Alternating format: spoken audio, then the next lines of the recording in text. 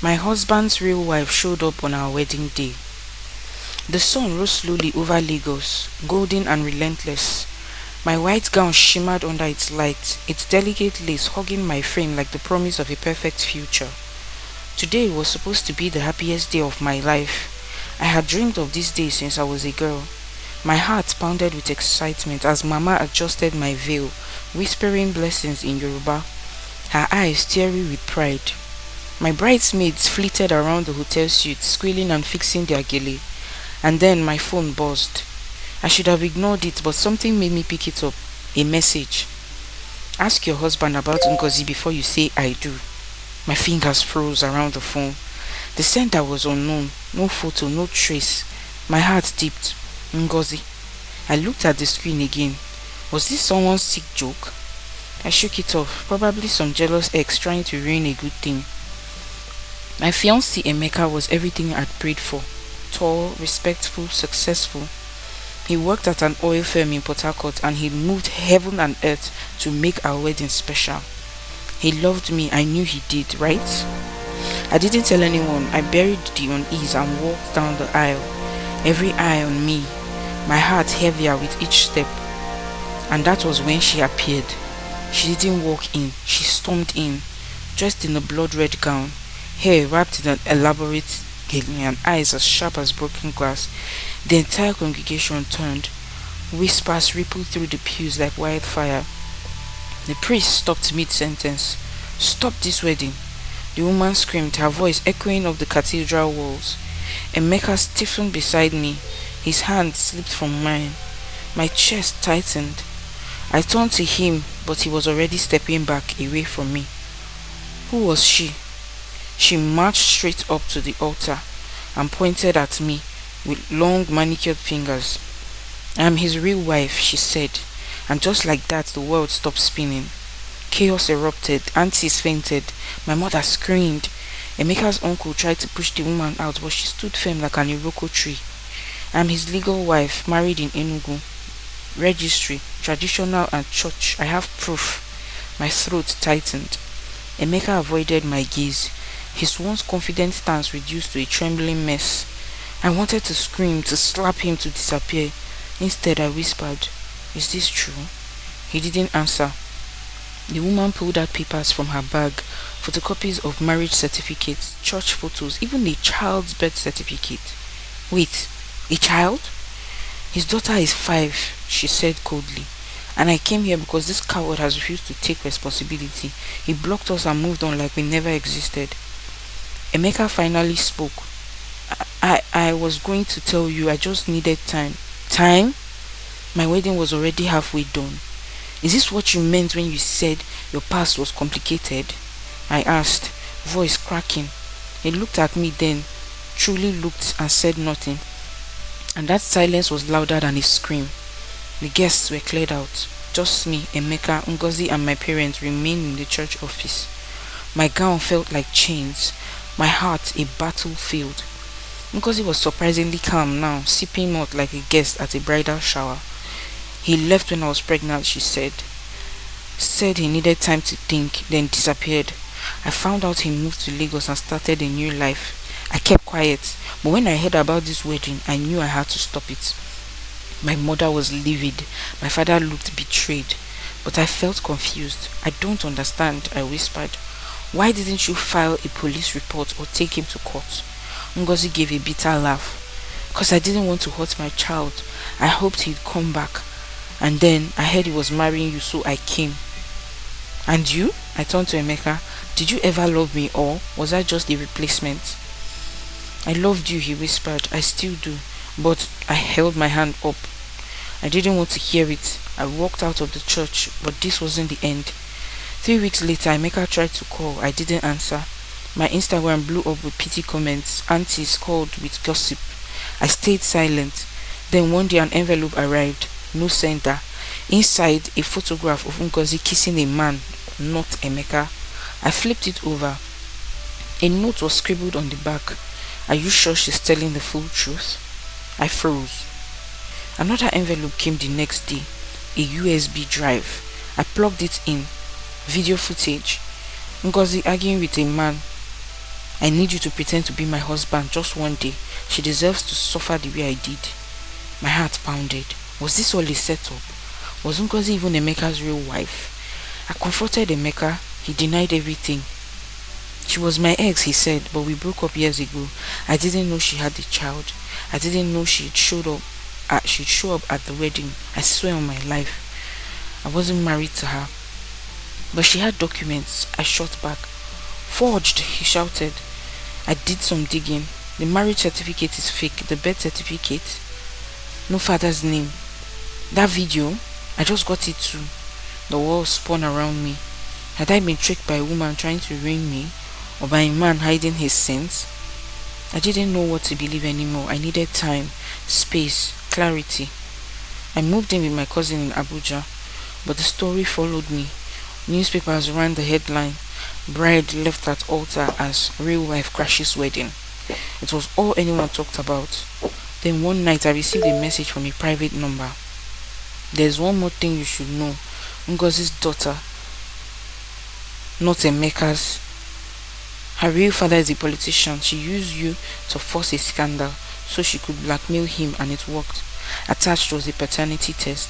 I broke down in tears. Everything had been a lie. 2 months later, I met Emeka again. He was thinner, sadder, but he still looked at me like I was the only woman in the world. "I never cheated on you," he said. "I made mistakes, but I loved you." "I believe you," I replied softly, "but that doesn't mean I can marry you." He nodded slowly. We sat in silence. Sometimes love isn't enough, not when trust is already dead. I walked away that day, not out of pain, but peace. But as I got into my Uber, the driver turned and asked with a strange smile, "You are the one they tried to ruin, right?" I blinked. "Excuse me?" He chuckled. I was paid to deliver that first envelope, but I recognized the handwriting on the note. My heart skipped. He pulled out his phone and showed me a message. "Same woman paid me to send these." The same woman? But the name on the sender, not Ngozi. It was my best friend, Ada. Ada, my childhood friend. My sister in all but blood. The one who helped me choose my wedding dress, who prayed over my engagement, who cried tears of joy the day Emeka proposed. She was behind it. The Uber driver scrolled further through his messages. He showed me screenshots. "Ada, make sure she sees that photo before the wedding. Send the video tomorrow. I want her to choke on it." My blood turned to ice. "Why are you showing me this?" I asked, my voice shaking. He shrugged. "Because I don't like people who play with love." She was too eager, too vindictive. Something about it didn't feel right. I saved the screenshots. My hands trembled as I stared at the name that had always meant safety, comfort, trust. "Ada, why?" The next day I confronted her. I didn't call or text. I showed up at her flat in Lekki unannounced. She opened the door, eyes wide, face pale. "Chioma," she whispered, "you look like you've seen a ghost." "I have," I said coldly, and she's standing right in front of me. I threw the screenshots on her center table. Her hands twitched, her mouth opened, then closed, and finally she smiled. "Ada, talk," I said. "Tell me the truth. Why did you do this to me?" She exhaled, then sat down slowly. "You want the truth?" she asked. "No more games?" She nodded. "Fine. I was in love with Emeka. I was in love with him before you ever met him." My head spun. "We dated in university," she continued. "I thought we were forever, but then he met you and suddenly I was invincible. You didn't even know he dumped me. Just like that. And you, sweet, clueless Chioma, became his whole world." Tears welled in her eyes. I tried to move on, but then I saw the proposal, the ring, the captions. "My best friend is getting married," she mocked. "I died every time I saw your smile.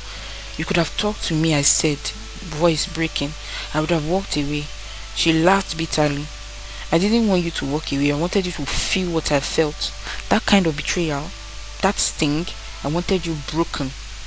I stared at her, the girl I once trusted with my deepest secrets, and I didn't recognize her anymore.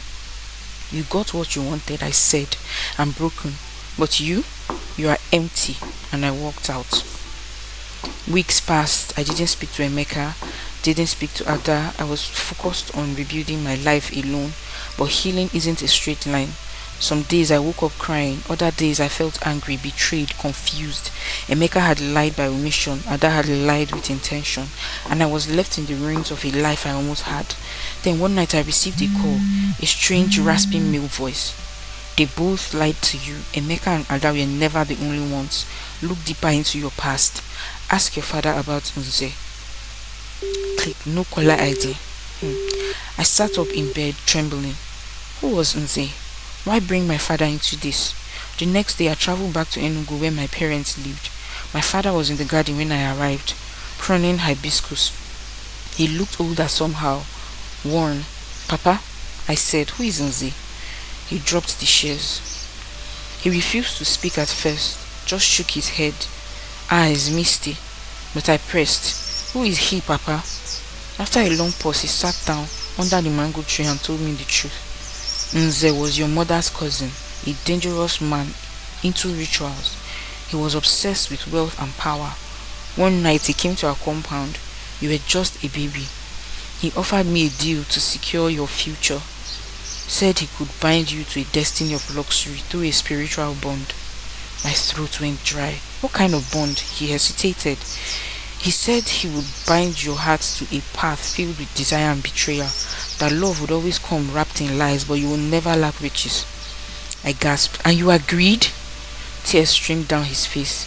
I was desperate. Things were hard. I didn't know what I was doing. I didn't know it would cost your life. Everything clicked. The patterns, the men, the betrayal. And Emeka?